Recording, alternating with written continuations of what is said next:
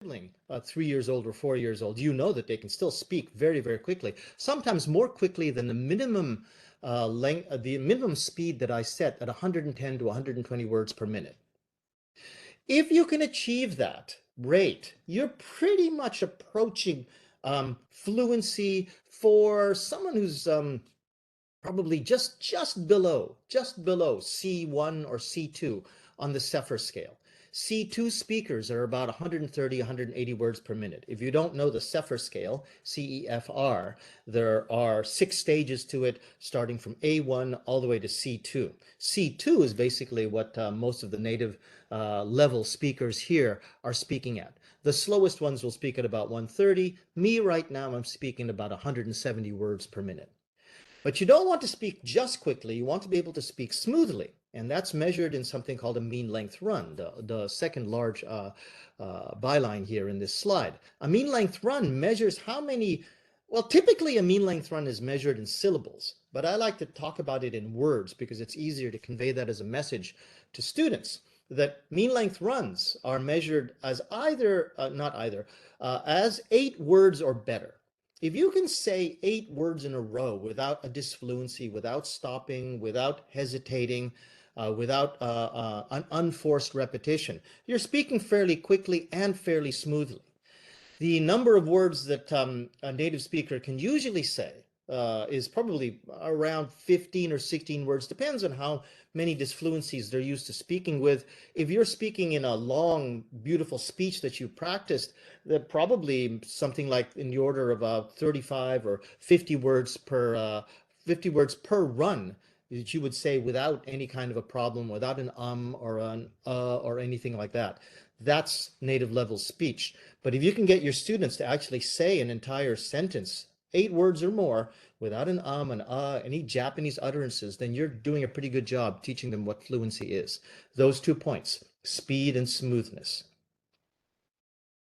And when you're trying to think about it as something that you want to relate to your students, then you tell them not just speed in your speaking, but speed in your responses and your idea creation. You want to be fast, not just in your speaking, but in the way that you actually manage the entire conversation, especially when you're at a high-speed conversation where people are throwing jokes around, changing topics. You want to be able to keep up with that pace. The smoothness is not just between the words, but also between words and sentences. And basically, you can think about it as control. Are you in control of your utterances, or are you at the mercy of trying to get words out as quickly as you can, or at the mercy of your inability to maintain control over your nervousness or your anxiousness? So controlling your pace under all circumstances, speaking quickly in all aspects of the conversation. Now, verbal classrooms is the technique that I created to get students to a new level of not just awareness, but practice to get them to higher speed and better smoothness. So what is verbal classroom? So as I tried to define it, I basically came up with this, and you can read that. I don't have to read that for you, but basically you can think of it as scaffolding. I think that's an easy way to, scaffold yourself up to understanding what verbal classrooms is. But it's more than just scaffolding. It's about creating an environment. Where the keynote speaker that you guys are going to be privy to watching tomorrow, her name is Professor Alexandra Burke. And when she and I were talking about verbal classrooms, because she uses it in her classrooms as well, she says that in her mind, it takes the fear away. You're going to see it in action in just a couple of minutes, but creating an environment where the students aren't afraid to make mistakes. There's a lot of talk about saying, don't be afraid of your mistakes, have confidence, but how do you build it? How do you create an environment that actually fosters it? I think I came up with it by putting together all the things that I do in verbal classrooms. Now I'm going to show you a video, but before I go into that video, I want you to know what I have on the back of the blackboard. It is this set of 7 pronouns: I, you, he, she, it, we, they, and then conjugated with the be verb in the present tense. So that's what I have behind me on the blackboard, and that's what I'm talking to the students about as a challenge to speak quickly. So Elizabeth, I'm going to ask you if you can hear my my audio well enough, if you can just give me a hands up or a thumbs up, if it is coming through, so then we don't have to interrupt it. If it's not coming through, then yeah, I just tell me. Okay, so here we go. Everybody take a look at this for a couple minutes. My teacher wrote this up for me. Oh, no, what is that? That's 46 years ago? Holy cow. Okay, when I first went to Canada, and one day she said, Jose, stand up, say all of this in a big, loud, fast voice. And I would stand up and I would say, I am, you are, he is, she is, it is, we are, they are. Very good. 2 times, faster, louder. I am, you are, he is, she is, it is, we are, they are. I am, you are, he is, she is, it is, we are, they are. Now, I bet if I asked one of you right now to do that, you couldn't. You are university students who've studied English for 6 years. Just goes to show you, all the studying you do doesn't get you ready for speaking. So we're going to speak today. First thing we're going to do, I want you to turn around in your chairs 90 degrees. Turn around 90 degrees. Turn around and face your partner on that side. No, turn around in your chair. Yeah, just turn around in your chair. You don't have to turn the chair. Just turn around in your chair. Good. Okay. There you go. Good. Okay. And this is what we're going to do. I'm going to show you how to do this with you. Take it from the first line. Somebody, when I say ready, go, first line. Okay. You will, I'll go with I am. You begin with you are, and I'll continue with he is, she is, and we'll continue from there. When we get to the bottom, we go back to the top. Ready? I'll start. I am. He is. She. It is. Look at me. Look at me. They are. You are. He. She is. It is. We are. They are. I am.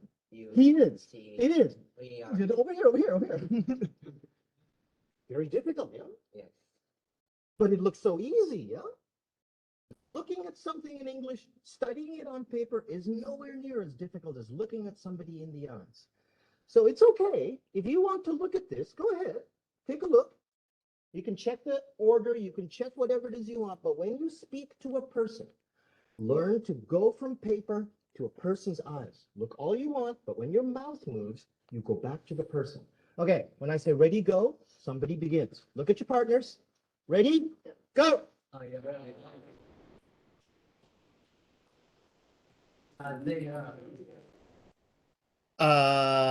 Was that actually visible well enough so that people understand what was going on?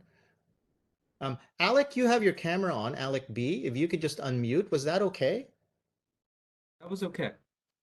Okay, so I think the problem might have been people's connections, people's wireless connections or people's local connections. If you're probably at school, maybe the connection wasn't bad. That will be one of the last, or well, actually, no, there were 2 more sort of videos that I wanted to show. But that video is part of my YouTube demonstration playlist if you want to watch it through. Basically, I wanted you to see how the very first exercise that I do. And what Verbal Classrooms wants to do is give these kids whatever you ask them to do. You ask them to do small chunks, something very achievable under what I call the no-fail principle. Whatever you give them to do, you've got to think about your own students, your own classroom, your own targets for the day or for the semester, and scaffold it so that everything that you ask them, there can be no possibility for them to fail. And not only that, not only in your estimation, you have to think about it from their point of view.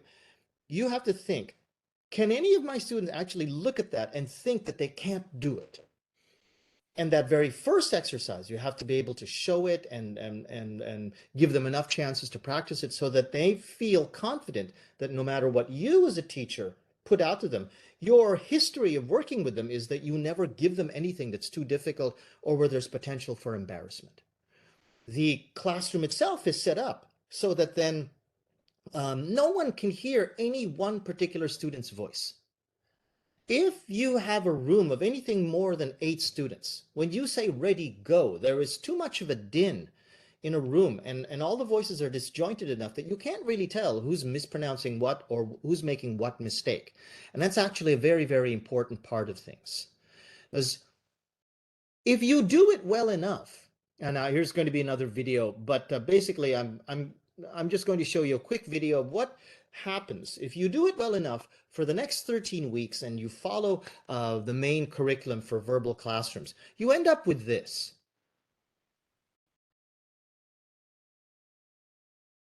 This is a bunch of students that were probably at around a TOEIC 450 or a TOEIC 500. And a lot of them were hesitant, basic university students that are very worried about making mistakes and letting their friends see what their English may or may not be like. But by the end, without me telling them exactly what to say, I would just say a topic like, okay, everybody, I'm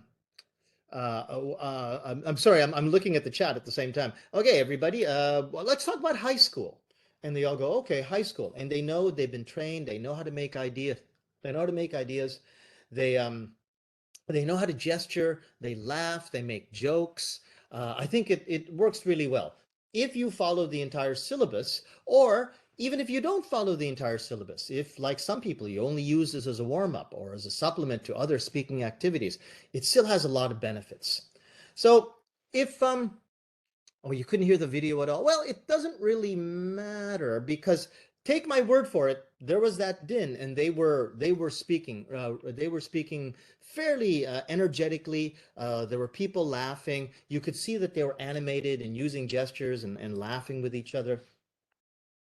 Few people jumping in and out of the room. Sorry about that. Sorry about all of the technical problems.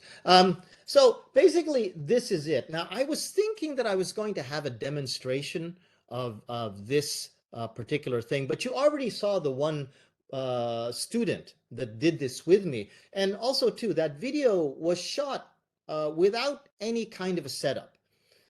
I didn't actually confer with the students. I conferred with the other teacher in the room what was going to be happening, but most of the students had never done anything like this, so his reaction was very real. Now, going from that I am, you are, he is, she is, one of the targets that I tell my students is, one thing that I want you to walk away from in this class is that every time you say something in English, communication is important, but you want to level up your English. Your next target is that everything you say should have a subject, a verb, and an object. And you want them to get up to that subject, verb, object structure as quickly as possible, which is why we start from the subject, verb. And that subject, verb start is a good place to start every week. If you're using this as a warm-up, start from, in this case, to be. Maybe next week you can start from the verb to do. You know, I do, you do, he does. In this case, it's very easy to pair be with adjectives like I am sleepy, or maybe in the negative, I am not hungry, and you get them to say that in turn like that. And they're starting to sense that this English, which has been lying dormant in their heads for so long, is now finally giving, they've been given a chance to actually start uttering it. A lot of them feel that they're given these phrases and these expressions for learning for tests, but to actually learn how to speak it is something that they're not given enough chances to do. Maybe if they're lucky, one sentence at a time for one particular structure that they do with a partner, and they go on to the next structure, analyze that to death in terms of its grammatical use, and then maybe one thing to say. This is taking very simple structures, but getting them to speak. And the target is not the grammar, because the grammar is so easy. The target is speed and smoothness in their work. You can start taking that and start making it longer. In this case, this is the past tense. I was, you were, etc. And then the preposition, in Osaka. Then stretch it out a little longer. In Osaka last week. Then stretch it out maybe a little bit longer.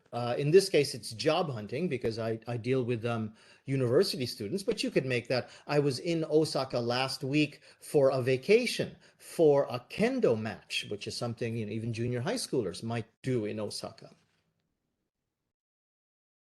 Now, if you're just working with straight sentences, okay, if you're just working with I am, you are, he is, I am sleepy, you are sleepy, that's plenty for the students to learn, because they're still fighting to say it quickly, fighting to say it smoothly.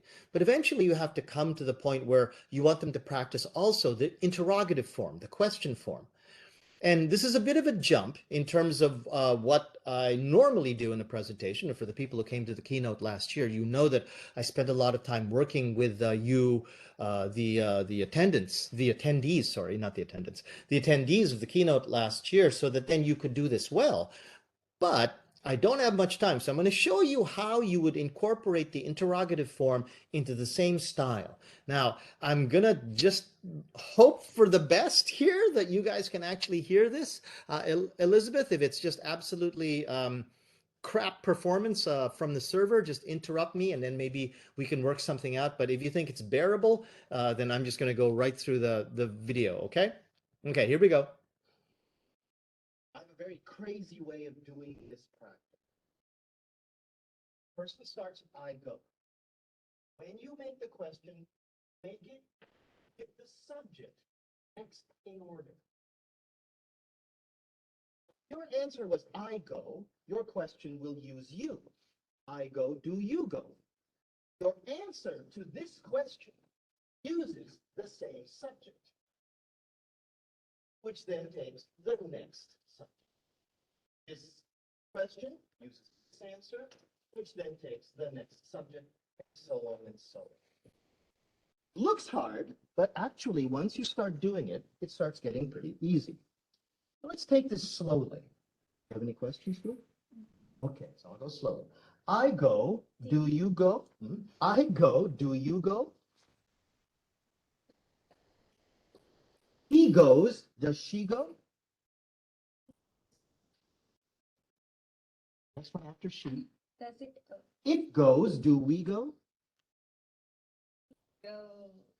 They go? They go, do I go? I. You go. They go, do I go? I go. Do you go? You go, does he go? He goes. Does she go? Very good. Do your best. Ready? Go.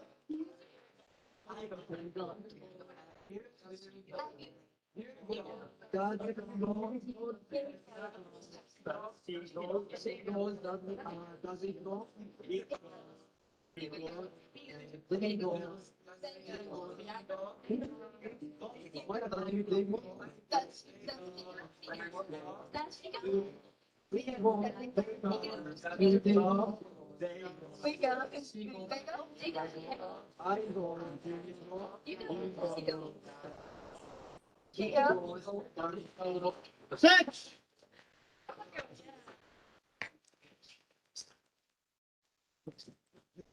You go this way.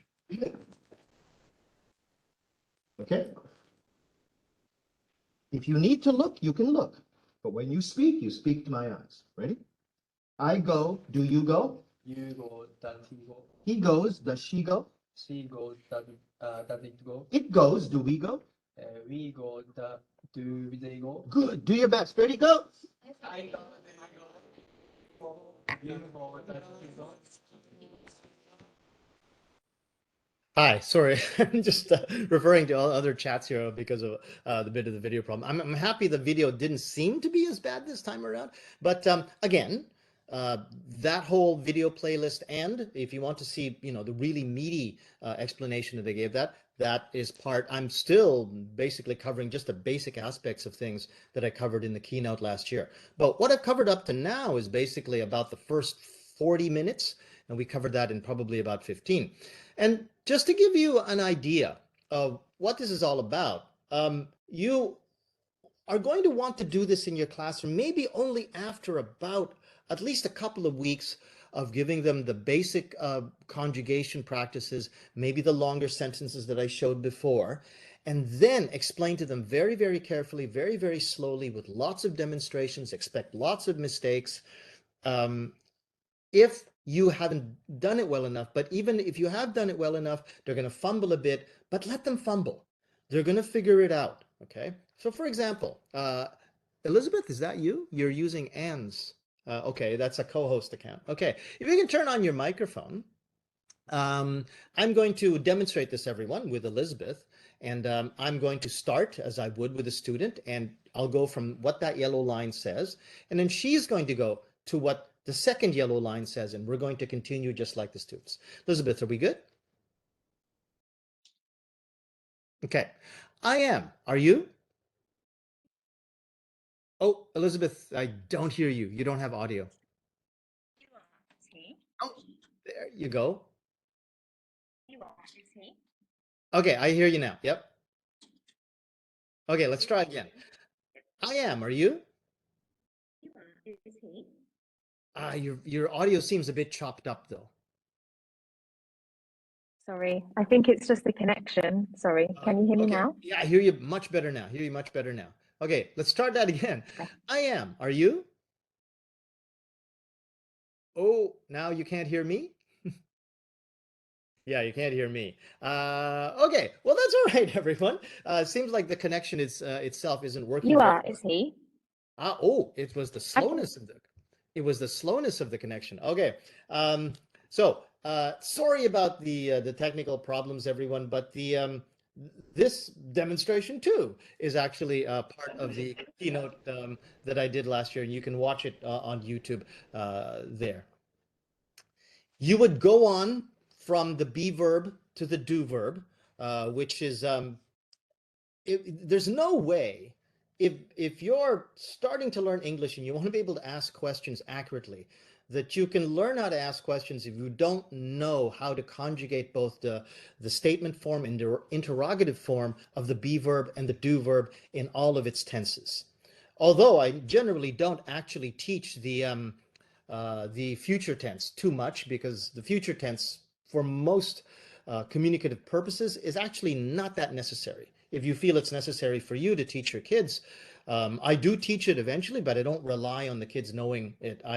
They do just fine with the past tense and the future tense. It's hard enough. Have is also a very important one. It also gets them used to the idea of how to conjugate regular verbs. If you know how to conjugate a regular verb like I have or I go, which is what I did in that video, then you know that do is the auxiliary verb that conjugates against the subject pronoun in the interrogative, and the actual target verb stays in the infinitive form. We all do this reflexively. We all do this instinctively. And these kids know this. If you sit them down and you ask them to tell you how do you form the question form of have with the subject you in the present tense, they'll tell you. But what their problem is, they don't know how to utter it quickly, smoothly, out of their own faces. And AQp gives them that chance. Once you get up to something like I have Netflix. Do you have Netflix? You have Netflix. Does he have Netflix? You can say things like I have Netflix at home, which stretches it out to the at home. Do you have Netflix at home? You have Netflix at home. Does he have Netflix at home?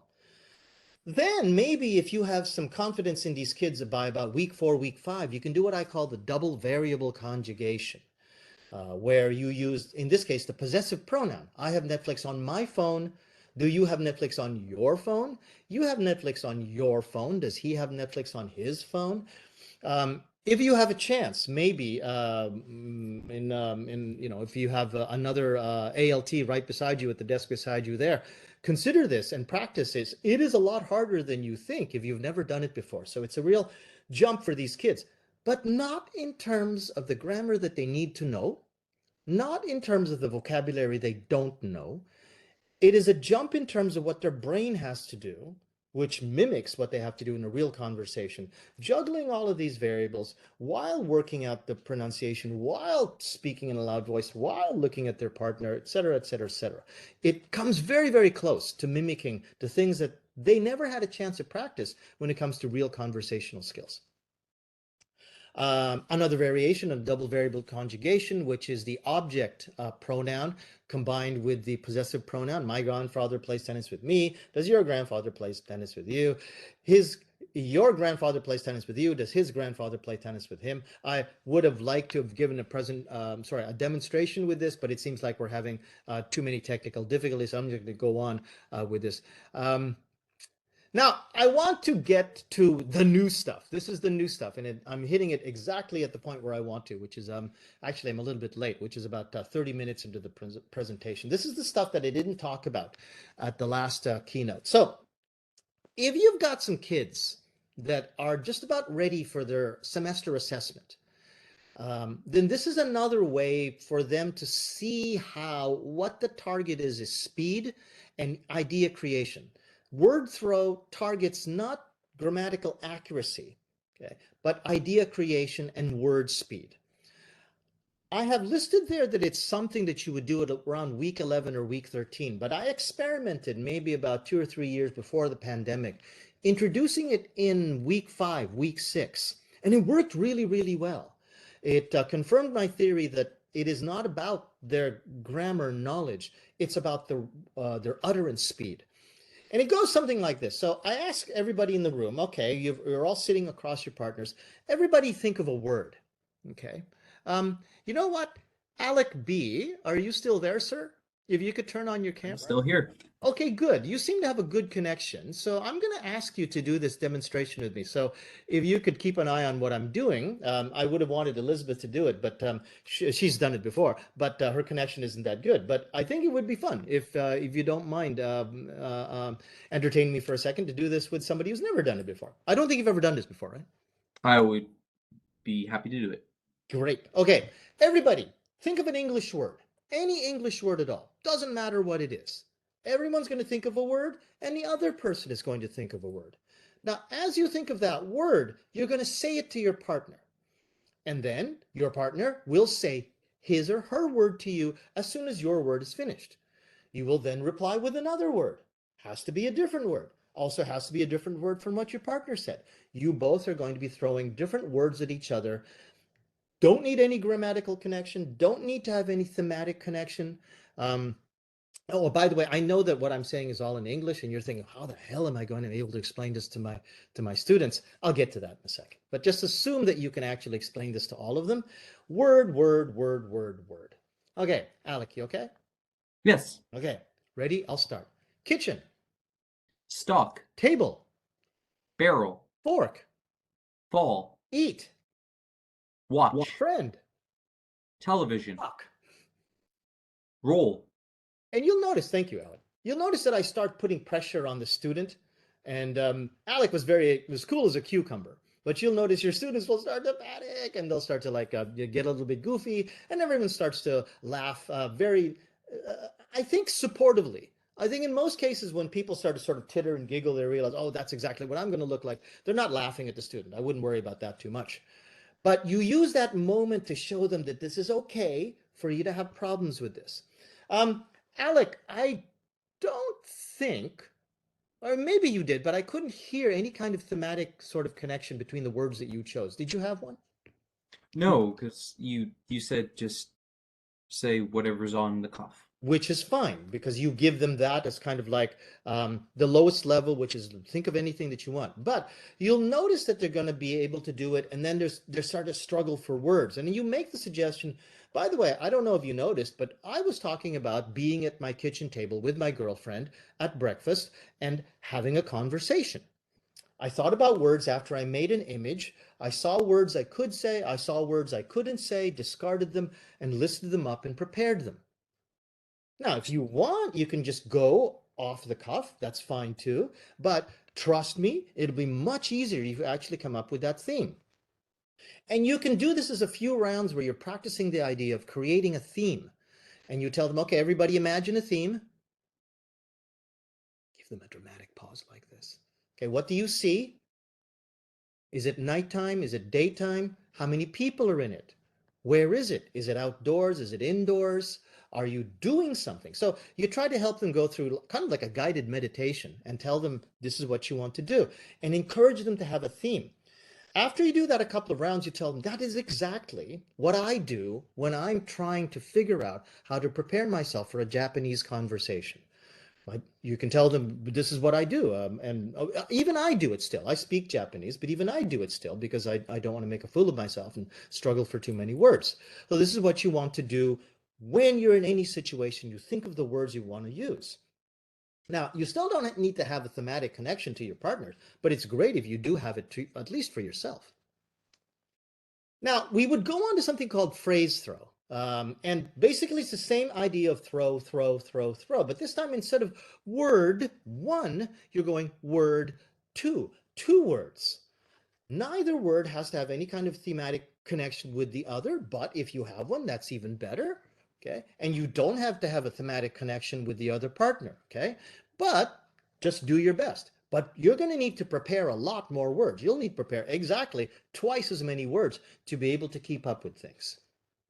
Now, once they start throwing things around, you could, if you want, say, okay, everybody, you're going to work on the same theme. Theme is sports. Okay, make your image. You're a badminton player. You're a soccer player. You okay with that? Okay, ready? Go. Okay, everybody, this time around, theme is the beach. Okay, everybody get your image. And you can go on forever like that. Now, tell them we're going to focus on verbs. I want you guys to start thinking about verbs and just tell them very lightly, verbs are the center of everything. You have to know a lot of English verbs, and you have to have the reflex to, at your level of English, be able to start always with a subject and a verb, whether it's a pronoun or a true noun, a proper noun. It's noun, verb. For your level of English, that's the best way to think of how to start a sentence. So here's the rule.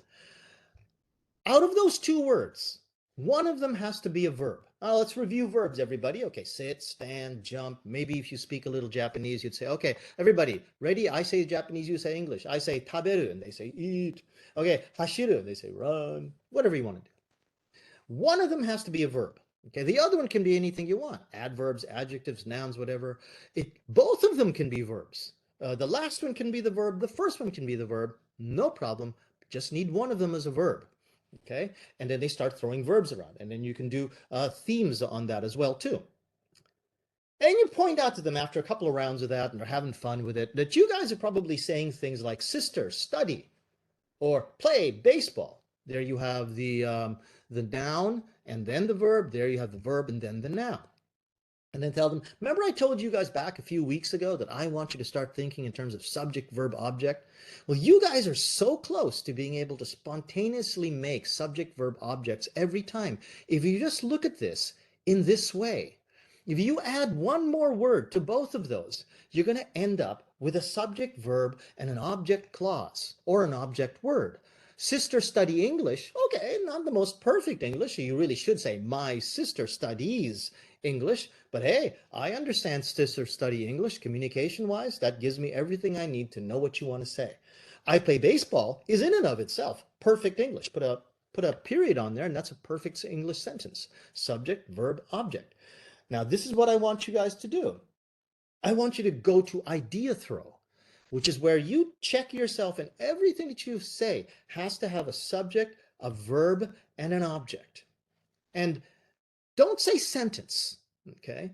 Because I know it's a sentence, but you're going to be tempted to say sentence because that's what it is. But tell them an idea, because that gives a bit of a safety net for the ones who are still having problems with subject, verb, object. Also, still keeps them away. You want to stay away from the idea that accuracy, speaking accuracy and speaking complexity is one of your targets. It isn't. It's idea creation, response speed, and utterance speed. So you start working with idea throw. So they're throwing around ideas with each other. Then you do idea throw in the multiples, where you're doing 2 ideas at a time. And eventually you're getting to the point where they're saying 2 ideas at a time with each other. You're going to listen to it, and they're going to start bouncing off each other. There are some kids that are still clearly on the idea of themes, but when you do a demonstration, let yourself bounce off the student. And then your 2 sentences can be a response to their idea that my father goes fishing. My father goes fishing with many fishing poles, or something like that. And say, oh, my father likes carpentry. My father does carpentry on the weekends. And you're going to end up starting to stalk your father. So you encourage them to start actually creating a conversation out of it. Then you put them into groups of 3s or 4s if you need it for the group, and you say, okay, everybody, we're doing the same thing. We're going A, B, C, A, B, C. You group of 4, A, B, C, D, A, B, C, D. And then you say, okay, now let's do this with no sentence limit. Okay, so you can have 1 sentence or 1 word, or maybe 3 sentences. Maybe you want to speak with a slightly longer story, but you still go in turns. And you'll find that they're going to start speaking in something close to a simulated conversation. Then you tell them, okay, no more ABC order. Let's do this in random turns. And you'll find that, if you have a little faith in the students, they're actually going to start enjoying each other's conversational company, and they're going to start bouncing off each other. However, that situation I wouldn't expect at week 5 or week 6, but I easily get that by around week 11, week 12, also because they know that their test is coming up. They know that this practice is specifically to warm them up to their semester assessment, which is to have a natural conversation. So they actually take to this very well. You're also telling them your target is a conversation. Your target is a random, independent conversation. I'm just going to give you a theme. You guys are going to handle the flow. You're going to look at each other's eyes. Now, another thing that I want to talk about, and I'm afraid I'm going to have only about 5 minutes for this, but it's the idea of integrating your textbook materials or your given materials with verbal classrooms. So this is what I call phrase mining. So let's say you have, or I'm sorry, I'm going to explain what phrase mining is. You find 1 or 2 key expressions from your assigned material. So let's say you have the phrase like, welcome to our house, Taro. Okay. Actually, you know what? Because I didn't know I'd be able to do this really well. I'm going to stop this share.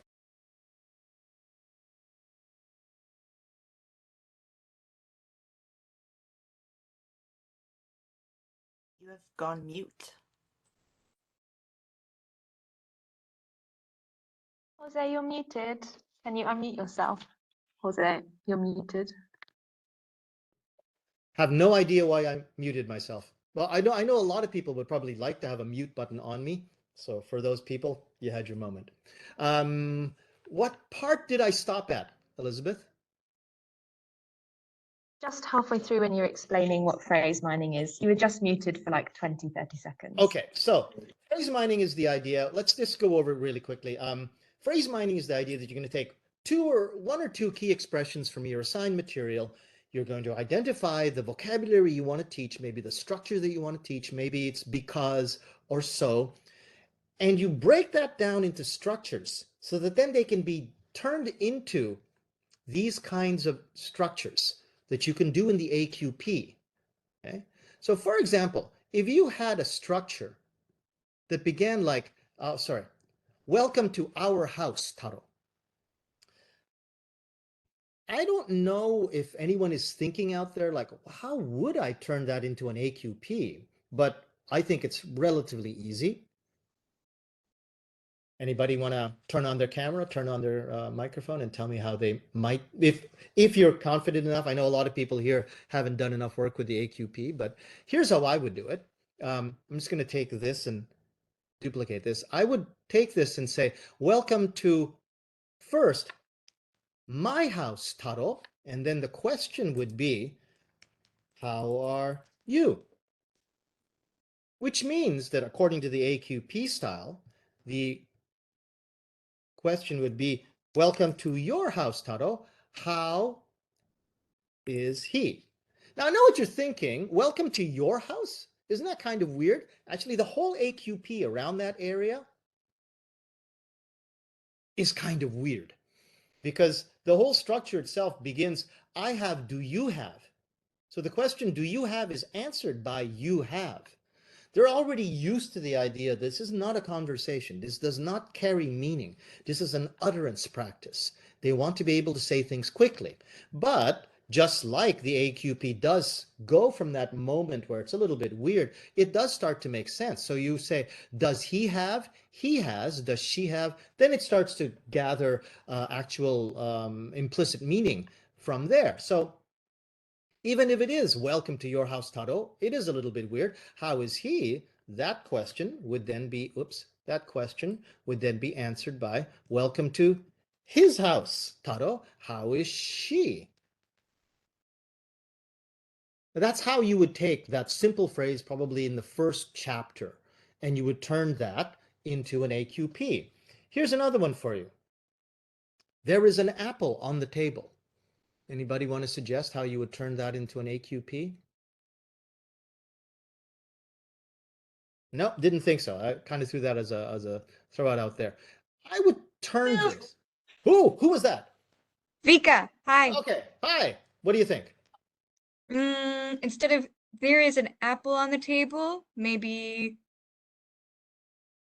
there is an apple on my table. That could work. That could work. But you don't want to rely on the possessive pronoun too much. But that's a good one. If you haven't done the possessive pronoun yet, I would suggest everybody remember this. When you have a phrase that seems like really it's an incorrigible phrase and it's hard to turn into a subject-verb conjugation like this, then remember, you always have this as a phrase. I think there is an apple on the table, which then would beg the question, do you think there is an apple on the table? Question mark. Oops, sorry, didn't notice my typo. You can turn anything into an I think, do you think? And you can actually practice that in the past tense. I thought there was an apple on the table. Did you think there was an apple on the table? I'm sorry, is it Rika? Vika. Vika. It's okay. Vika, I'm sorry, Vika. Vika, would you like to practice this with me? Yes, I would. Okay, so let's go from I'll start with I think, okay? Okay. And I don't know. Okay, well, let's just start right here. I think there is an apple on the table. Do you think there is an apple on the table? You think there is an apple on the table. Does he think there is an apple on the table? He thinks there's an apple on the table. Does she think there's an apple on the table? She thinks there's an apple on the table. Does it think there's an apple on the table? See, hard, right? To be able to say this smoothly when you're not used to it actually becomes a challenge even for you. And you shouldn't be afraid to show your students that you're having trouble with it. Tell them, I think there is an apple on the table is a 9-word sentence. If anybody in this room, and you're talking to your students, can actually say that smoothly without any jumps or any hesitations, don't worry about your pronunciation, but as a smooth utterance, you've actually made a huge leap in terms of one of the most important aspects of fluency, which is to be able to speak smoothly. Thank you very much, Vika. Thank you. Let's see. I think those were the two things that I wanted to talk about. And I just wanted to show you another aspect of this in terms of its final results. It works in all of my classes. In every class I have used this in for the past 25 years. It works. They go from initial hesitancy to the point where they're not going to learn a lot of new English because that's not your target, but they finally get to start uttering what it is that's in their heads. Now, the problem that they don't have a lot in their heads yet, if you're working with younger students and such, remember that there's a game-ready nature to verbal classrooms. So you can take advantage of that and say it's a competition for who can be the loudest. It's a competition for who can be the fastest. There's a set sentence, who can say it in the fastest amount of time. And maybe, you know, like you work with partners and somebody slams their, not their fist, their hand on the table to indicate that my partner finished first, kind of thing. Use Reala in the classroom. Kids love to touch stuff. So if you can bring in a glove, you can bring in, I don't know, an ice cube tray or something like that. This is the sort of thing that you can take advantage of because this is the sort of stuff that younger learners like to do. If the younger learners themselves don't have a lot of vocabulary, then build their vocabulary. Bring in vocabulary sheets. Go through vocabulary with the Reala, or maybe if you're in an internet room, tell them to look up picture dictionaries or look up pictures of things that they want to say in next week's class, because next week's theme is going to be barbecue. And they look up words on the internet and they make that their word list, and then they trade those word lists with each other in a VC style setup. And they start learning each other's words. Then you can start saying things like, I want to eat kabocha. I want to eat squash. Pima. I want to eat green pepper. Do you want to eat green pepper? And they're bringing the vocabulary that they built into the structures that you're teaching them, so much more enjoyable for them because they feel that they're participating, they're learning. Last line there. Do your work consulting with your JTE. I'm happy to see that there were a lot of JTEs here, but for the ones that aren't here, show the JTE what you want to do. Tell them that I'm going to need your help explaining this if you can't explain it yourself. Me, I very liberally actually mostly teach in Japanese at the university level because my philosophy is that it doesn't matter what language I speak. What matters is the amount of time the students are speaking in their target language. And if me doing my explanations in their first language facilitates them being able to speak very quickly with a lot of time spent in the classroom, not on my explanation, but on their speaking time, then yeah, I'm going to speak Japanese because then that makes them speak English that much more. What I speak doesn't matter. It's what they speak matters. But if you need your JTE to do that with you, then yeah, work together and do the demonstrations with them and do the demonstrations with the student. I think was the most important thing I wanted to say. I'm kind of getting a little bit nervous because I wanted to give much more time to questions. So I'm going to stop my sharing here. Oh, wait. Well, I'll show it a little bit later. If anyone would like to either raise their hand and just work with just their microphone or turn on their camera, it's a lot easier to speak to you if I can actually see your face. But Vika already has her hand up. And everyone, you can raise your hand by going to the participants list. And I believe that's where you can raise your own hand if you go to your name and there's a button there that says raise hand. Vika, what was your question? So it's back on slide 17, I think. I'll go get that. Keep Where going. it's the do you, nani, I do, does he? Yeah, Yes, this that one. one. Go on. So I've done this a few times in the last year, Great. but I explained it to my school teachers and what did I do? I did this with them. They explained it to the students what we were doing. The students did enjoy it, but because I only see a lot of those classes once every 2 to 3 weeks, because I have 5 schools, nothing really sticks. And I've asked the teachers, like, are you willing to do this? And they've said, no, we aren't, because they are more focused on not speaking, but on the writing, on the listening, because that's what passes the exams. And they're actually a little frustrated that I'm teaching them this concept of no mistake speaking to improve fluency. Would you have any suggestions about this? What level is this? Junior high, high school, elementary? Junior high. Junior high. Do they have anything in the way of any digital resources, a learning management system or a website? They only have the textbooks, the digital textbooks. So there's no way for them to actually upload, let's say, videos that they make on their cell phones? They can do so on their tablets. Okay, are you allowed to use outside software like, let's say, Flipgrid? If it's not for the student tablets, but for my computer, yes. Okay, so there's so many restrictions working with this stuff, and I really feel for you. You're one of the people that I'm still at a loss to try to figure out completely. You know, you go to places only once a month. But in terms of other stuff the students can do, you can set up a challenge and tell them, here's a lucky star or the monthly badge or something, gamify it a little bit, and tell them, I want you to take a video of yourself and your friend as a selfie. Okay, that's me and my iPad, as a selfie with you and your friend where you're doing this.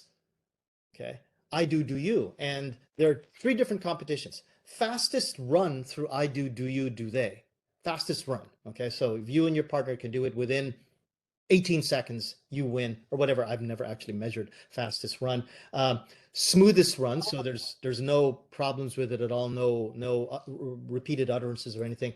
Or you can challenge them to say the longest sentence achieved all the way to do they. So, you know, this pair made a 5-word sentence and did it all the way to do they, but this pair made a 7-word sentence and did it all the way through. So create a competition that they record as a selfie with their partner, and then they upload that to a site, and you can keep track of it and say, oh, look, it's Taro and Koichi. They were the winners this month. It's kind of like employee of the month. And if that can stick, maybe that'll work. All right. Okay, thank you so much. No, that's good. That's good. Did you find it was worth it, the effort, though? I would say that the students enjoyed it, and that's always my goal, is to make sure students enjoy learning English, because most of the time they hate learning English. So my main goal is, are they laughing while they're doing English class? Like, are they studying, but I'm tricking them into having fun? Were they No, are they laughing? having or- fun and I'm tricking them into studying? They were laughing. And then.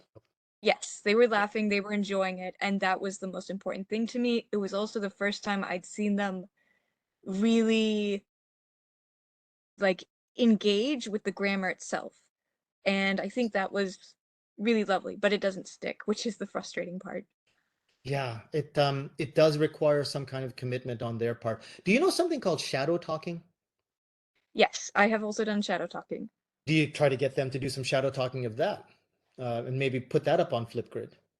I tried once and it worked okay, Okay. but I also did it for elementary school and they were like, this is awesome. So, Oh, really? They liked it at elementary school. Excellent. third grade, no, fourth grade, what do you want? I want nani nani parfait. We did shadow version of that. Great, great. Fabulous. Yeah. Maybe record yourself and maybe another ALT or JTE doing it well, and then they can shadow that and it gives them confidence it's something they can do. Yeah. Okay, thank Thank you, you. Vika. Yeah, yeah. I don't know if I should be watching the chat. Elizabeth, was there anything in the chat that I should have been paying attention to? I'm notoriously bad at doing that. There was just people agreeing, saying that they have the same issue as Vika. I was wondering, we have about 5 minutes left, so if anyone else has a question, please raise your hand. Maybe we have time for like 2 more questions, if anybody would like to ask anything. But yeah, everyone in the chat was just agreeing, saying they have similar experience as Vika. And if I you can can't see- find the raise hand, oh, I see Aaron's. Oh, But if you can't Aaron, find yeah. the raise hand button, just turn on your camera and your microphone and just shout it out, because that raise hand button might be hard to find. But Aaron, go ahead. Hi, can I ask what is shadow talking? Oh, what is shadow talking?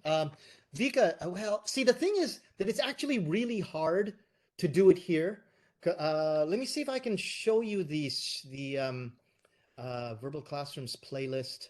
Where's my Verbal Classrooms demonstration view full playlist? Introduction to shadowing. There it is. Okay, let me show you here. This is my playlist in YouTube, and I'm going to show you the QR code to this now. But down at the bottom of it here, there's the VC shadowing demo. Okay, and because it's 3 minutes, and that would chew up pretty much all of the last amount of time that we have, I'm going to ask you to go and play that for yourself, and you can see what shadow talking is. Now, how do you access that playlist? I'm going to have to switch my share again and come back over here to my keynote. Now, here it is, everybody. That's the QR code that I'm always talking about. That is also the whatchamacallit, the URL, which I will now copy and put into the chat. So feel free to access that. From there, you'll see that website that I showed you before, which will then take you to the list of demonstration videos that I have. And yeah, I think you can access it from there. And let's see, is that Saif? Saif, I think I spoke to you last year, right? Yeah, from last year, yes. And I'm very happy to be here again. Thank you very much. Very nice presentation again. You never disappoint. And I'm also very glad to see some of the new stuff as well, like word throw and phrase throw. So that was very exciting. So what I'm trying to say is I tried your strategy with elementary school last year, and it was really enjoyable, really. And there are a lot of actually ways in which you can be creative, within it as well. So my actual question is, I am not much more concerned about verbal classroom as much as I'm concerned about communicative classroom. I mean, my question is, how can we move from memorized pattern and controlled repetitions, which is in essence what I see in the AQp is, to making students being able to have meaningful interaction, and how can we move from verbal classroom into a communicative classroom? How AQp translates in the actual kind of speech situation? Try the word throw. The word throw. Word throw. That sequence that I showed you, because the word throw I initially invented because I was thinking, I have the AQp, but how do I get them because I did one semester that was wildly successful, but I felt that there was something missing in terms of getting them prepared for the semester assessment. And the semester assessment was exactly what you're talking about, getting to be communicative, forgetting about mistakes, but making lots of utterances, off the cuff, ad hoc. And I thought, what can I do to actually create a segue between the AQp and the semester assessment? And I came up with the word throw. So getting them to understand that, first of all, a subject, verb, object is literally really only needs 3 words. Then giving them themes, okay, like let's say the beach. I go swimming. I can't swim. I love swimming. You swim only 50 meters. My swimming is good. Your swimming is bad. Let them start bouncing off each other, that sort of thing. And then getting them to do more ideas and stuff like that, and 2 sentences, 2 ideas at a time, and then showing them in the demonstrations, bouncing off them yourself, that it's okay to have a conversation. I think the demonstrations are really important that way. I'm sorry, I'm going to have to cut this off because Elizabeth told me I have to stop at 12:10 because there's somebody else that's going to be using their room. But Thank you, thank Jose. you for the question, Saif. Thank you. Elizabeth, over to you. Thank you so much. Thank you, everyone. I am sorry that we have to cut off here, but we only have a few minutes before the next session starts. I'm sure everyone would like to join me in giving a massive round of applause to Jose. Thank you so much for coming and presenting again this year. And I'm sure that everyone has got something that they can take away from this and apply to their work. I wish we had time for more questions. After the conference, I will send Jose's website and add details to everyone. So if you have any questions, you can contact him directly after this. Also, Elizabeth, if you could give them my email, Jose at And your email. Goldfish. Okay. Thank you. Yeah, I will send that as well. Goldfish365.com. Please feel free to email me with any questions that you have. I'm still writing a book, and all of your ideas are very, very helpful fodder for me to consider. Thank you. Thank you so much. Thank you. Thank you, everyone, for your participation as well. And I'm sorry about the technical difficulties, but thank you for bearing with us. Everyone, thank you. Thank you so much. Bye-bye.